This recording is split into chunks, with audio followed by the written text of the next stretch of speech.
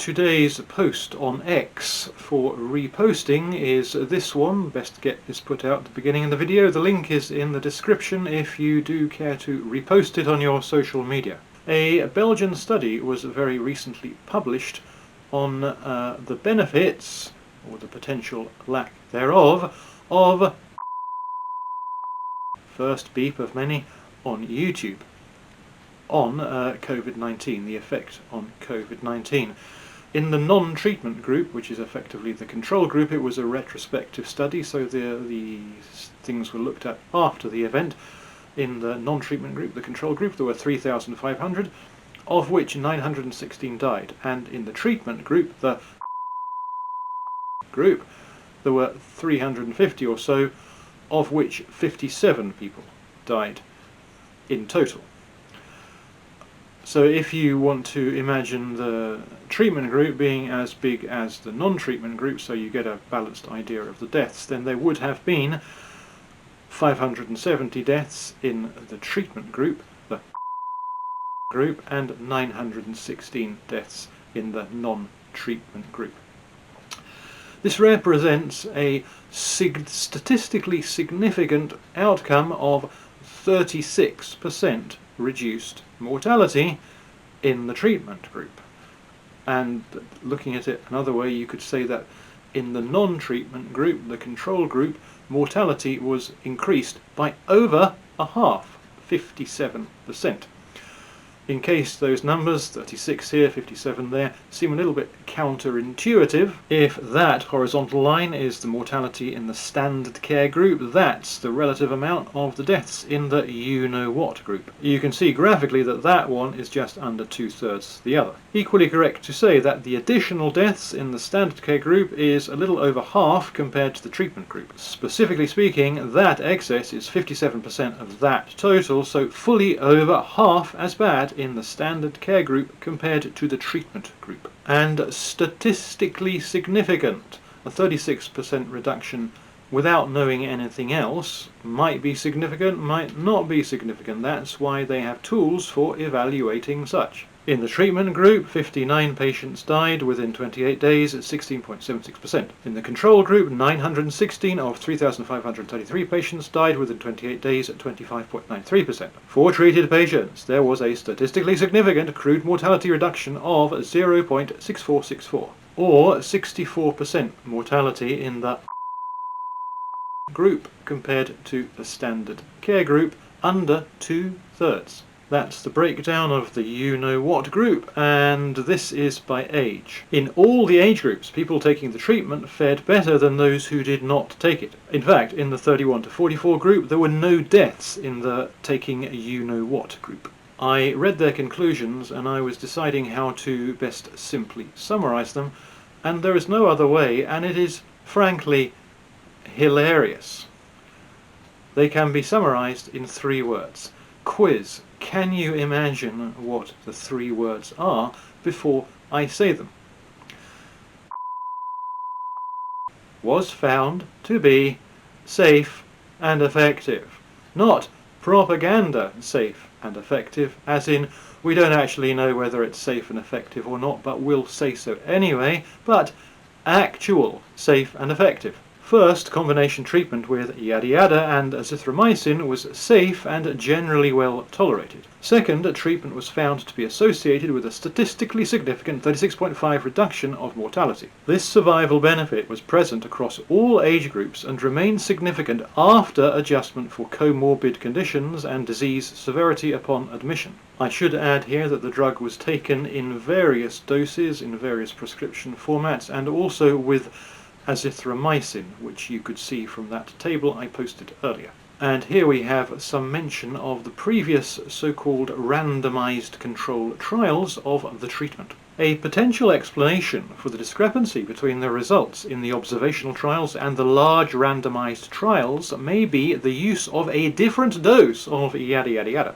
There were some randomized control trials set up by the drug manufacturers, all of which extraordinarily failed.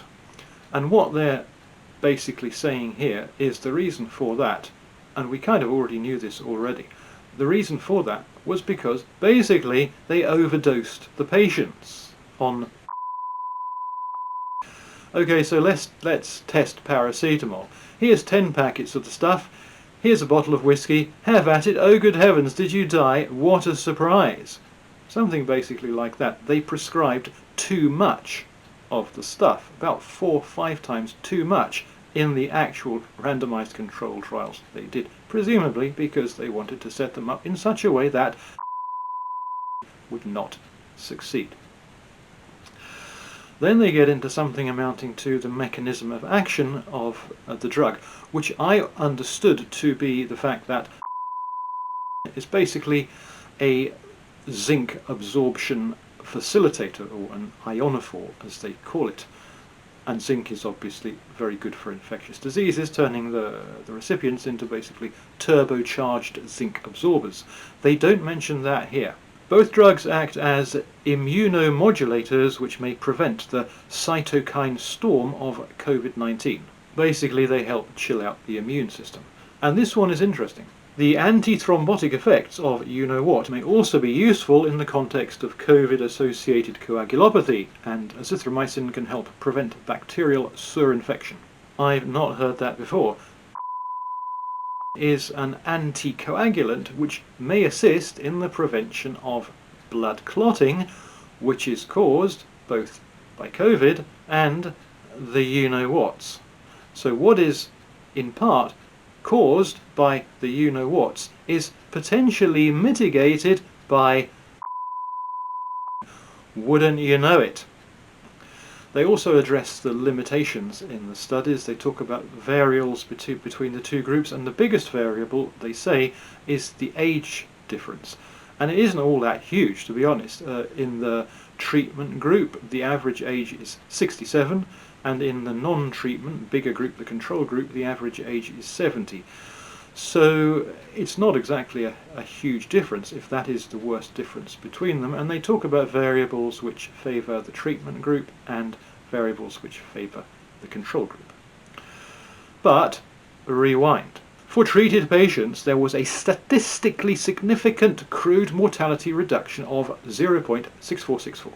In the UK, there were about 180,000 deaths from COVID, caused by COVID, not invented by a fake PCR test. Is dear old Vernon Coleman still bashing that drum in some corner of the internet, and are people still listening to him? I dare say. Not saying anybody watching this video is.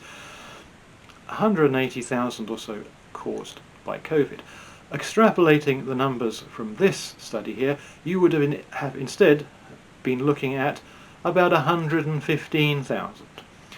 In the USA there were about 1 million deaths from COVID.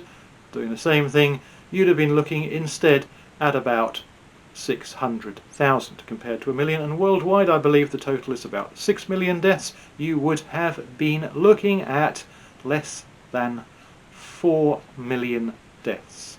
On this basis, if the numbers in this study were reflected worldwide on the worldwide prescription of.